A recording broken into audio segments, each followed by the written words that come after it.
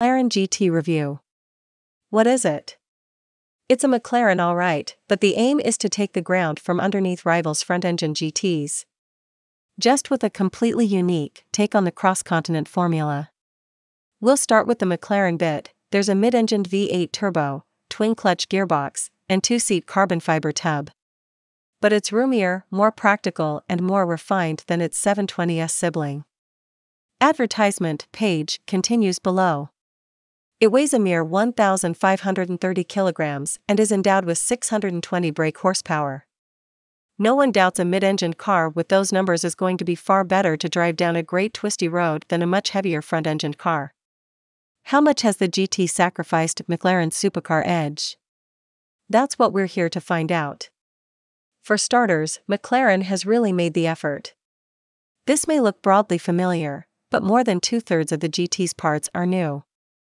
The engine, a 4-liter job like in the 720S, has smaller turbos and entirely redesigned plumbing compared to other McLarens. As we'll see, that brings a more appropriate power delivery, but it also makes the engine physically less tall. That in turn means room above it for a surprisingly big boot under a glassy tailgate. It can swallow a bag of golf clubs, if that's your thing. Or 2 sets of skis or a guitar. And careful insulation and cool air ducting means they won't melt. Another boot in the front can take a couple of flight bags, so in all it's good for 570 liters of luggage space if you don't mind those liters being unconventionally shaped and spread. What about dynamics? The suspension has been recalibrated with softer front springs and careful anti-roll bar tuning to compensate. Yes, it has anti-roll bars, like the now off-sale 570 series, rather than hydraulic adaptive anti-roll like the 720S. The damping is adaptive and the steering hydraulic in true McLaren fashion. Advertisement page continues below. The cabin is more luxuriously trimmed and quiet. The GT has also got decent ground clearance and well-behaved motorway manners, good visibility and tires that work well in the wet.